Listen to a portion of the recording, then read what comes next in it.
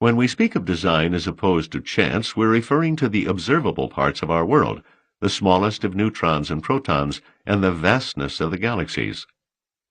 Who or what gave the original specifications and information that put it all together? This information is what we mean by design. It would be comparable to looking for the master plan that took glass, metal, and phosphorus and formed those materials into a functioning TV. No one would think of suggesting that natural selection or self-assembly produced such a product. Indeed, the term natural selection would not be an explanation, it would only be a label. It would not tell us how these parts knew enough to form together for a useful end. Someone had the information that programmed those parts into a TV.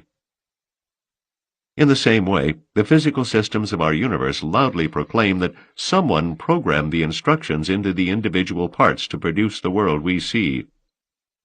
Dr. Robert Ganji suggests it would be valid to say it was intentionally designed. If someone should claim that living structures can be traced to the physical properties of subnuclear particles, we still need to ask, how did these particles arise? Why does an electron have exactly the electrical charge and mass that it does? Why is it that light travels at precisely the speed it does? Who or what dialed the value of the gravitational constant? From the myriad examples we could cite of intentional design, consider the remarkable properties of plain water. Dr. L.J. Henderson enumerates some of these properties. Water has a high specific heat. Therefore, the chemical reactions within the human body are kept rather stable. If water had a low specific heat, we would boil over with the least activity. If we raise the temperature of a solution by 10 degrees centigrade, we speed up the reaction by 2. Without this particular property of water, life would hardly be possible. The ocean is the world's thermostat, as we have learned from El Niño. It takes a large loss of heat for water to pass from liquid to ice, and for water to become steam, quite an intake of energy is required. Hence, the ocean is a cushion against the heat of the sun and the freezing blast of the winter. Unless the temperatures of the Earth's surface were modulated by the ocean and kept within certain limits, life would either be cooked to death or frozen to death. Water is the universal solvent. It dissolves acids, bases, and salts. Chemically, it is relatively inert, providing a medium for reactions without being involved in them.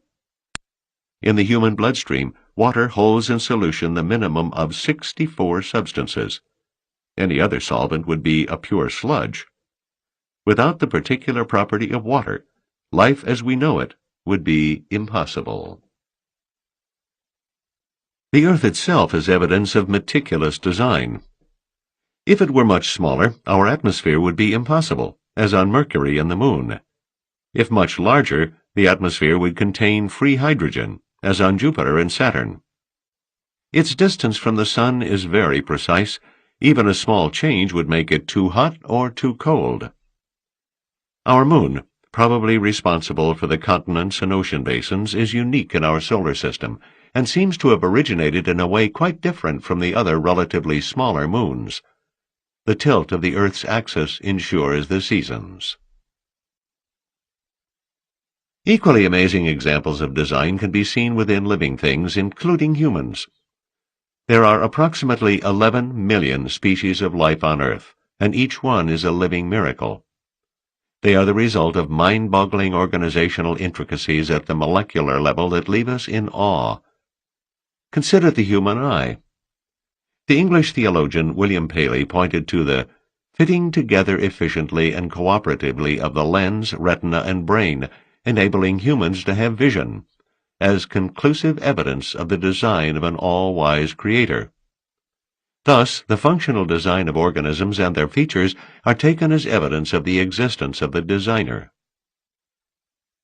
Even Darwin himself, in a chapter titled Difficulties with the Theory from his Origins of Species, states, "To suppose that the eye, with so many parts all working together, could have formed by natural selection, seems, I freely confess, absurd in the highest degree." Harvard's Richard Lewontin, an evolutionist, states that organisms appear to have been carefully and artfully designed, and calls the perfection of organisms the chief evidence of a supreme designer.